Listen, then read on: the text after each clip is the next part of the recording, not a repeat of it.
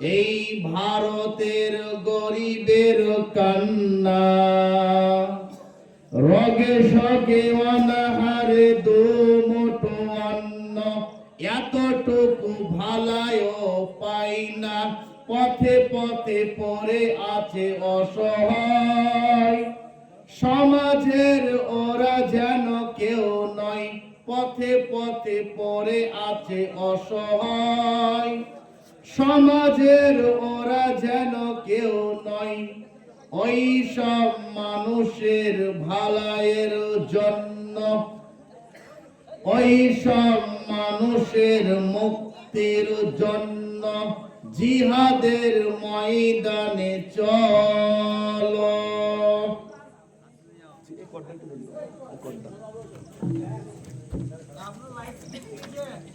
না থাক, ঠিক আছে, লাইট কাটবে। বলছি লোকগুলো চলে যাচ্ছে নাকি? আচ্ছা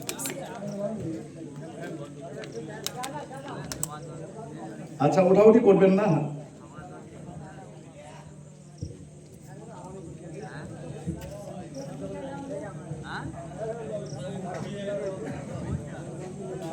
শ্রদ্ধার সভাপতি সাহেব, জমে জমে বসুন ভাই, একটু ঠান্ডার সময় আছে, তার লাগে গরম নেই। শ্রদ্ধার সভাপতি সাহেব এবং শ্রদ্ধার আলেম ওলামারা এবং আপনারা জ্ঞানী গুণী ব্যক্তিরা, পর্দা আড়ালের মা এবং বোনরা, আল্লাহ মেহেরবান বেনিয়াজ পাক, আমরা আল্লাহর প্রশংসা করে শেষ করতে পারবো না, তাই সকলে একবার বলুন আলহামদুলিল্লাহ। তারপরে পরে আমার নবী, আপনার নবী, বিশ্ব নবী মুহাম্মদুর রাসূলুল্লাহ, সকলে বলুন সাল্লাল্লাহু আলাইহি সাল্লামের প্রতি লাখ কোটি দরুদ শান্তি বর্ষিত হোক, বলুন আল্লাহুম্মা আমিন।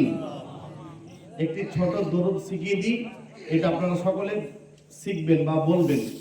আল্লাহুম্মা সাল্লি ওয়া সাল্লিম আলা নাবিয়িনা মুহাম্মদ সাল্লাল্লাহু আলাইহি সাল্লাম।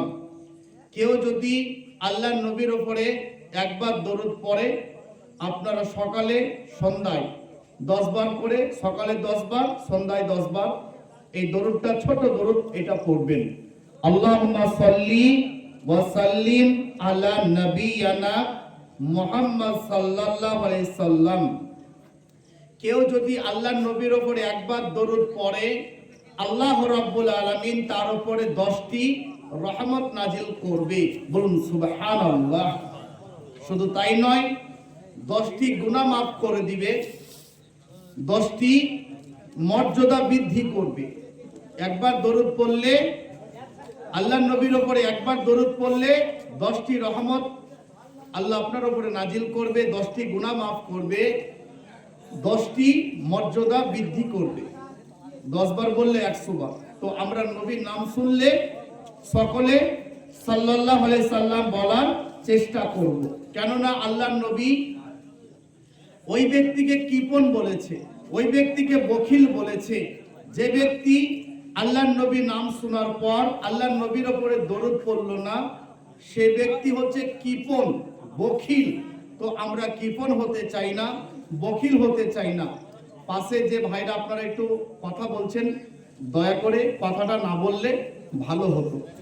একটু বসুন ভাই, অল্প সময়, রাত অনেক হয়ে গিয়েছে, রাত্রি 11টা বাজে, তো প্রায় 11টা কাছাকাছি। হ্যাঁ, হয়তো কোনো 1 ঘন্টা কি 1 ঘন্টা, যাই হোক, আপনারা যতক্ষণ শুনতে চাইবেন বলবো, তবে অল্প বলার চেষ্টা করব। কেন জানেন, সে একটা বক্তা বুঝলেন চোখ বন্ধ করে ওয়াজ করছিল, তো প্রচুর শ্রোতা,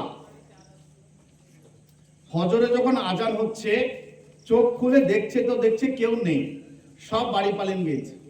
তো একটা লোক আছে, তাকে জিজ্ঞাসা করছে, ভাই আমার আলোচনা কেমন লেগেছে? বলে মোটামুটি লেগেছে। বলে ভাই এতক্ষণ তুমি কি করছো? বলে ভাই যে চেয়ারে বসে আপনি ওয়াজ করছেন না, সে চেয়ারটা হচ্ছে আমার। বলে চেয়ারটা লিবার জন্য সে এসা নামাজের পর বসে আছে।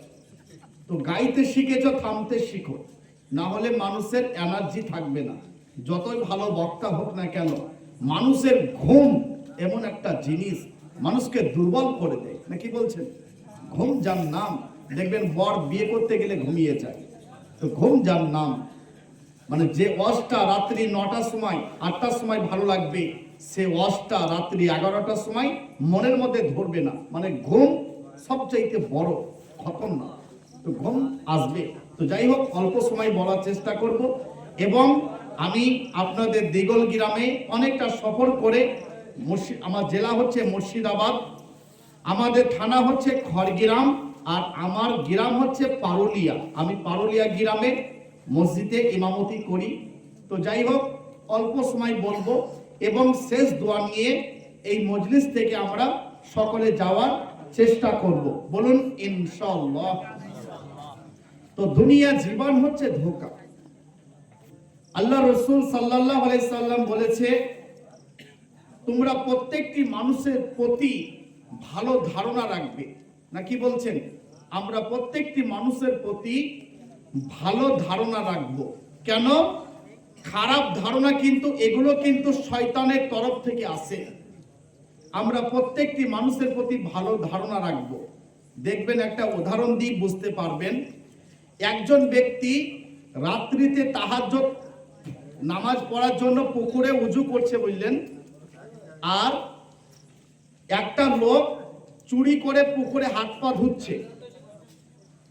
তো যে চোর, সে মনে করছে হয়তো আমার মতো চুরি করে হাত পা ধুচ্ছে।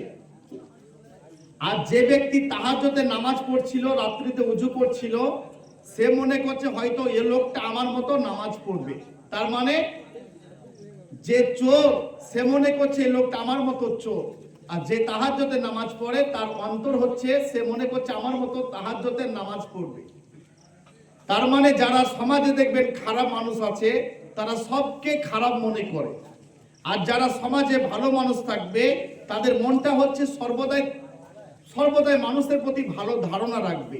তো আমরা যাই হোক, আমরা প্রত্যেকটি মানুষের প্রতি ভালো ধারণা রাখবো। আল্লাহ রসুল সাল্লাল্লাহু আলাইহি সাল্লাম বলেছে, মুমিন ব্যক্তিকে আয়নার সঙ্গে তুলনা করেছে। মুমিন ব্যক্তি আয়নার সমতুল্য। কেন? আপনি যদি আয়নার সামনে দাঁড়ান, আপনার শরীরের মধ্যে, মুখের মধ্যে যদি কোনো দাগ থাকে, আয়না কিন্তু বলে দেয়। না কি বলছেন? তো মুমিন ব্যক্তি কাউকে প্রকাশ্য অপমান করতে পাবে না।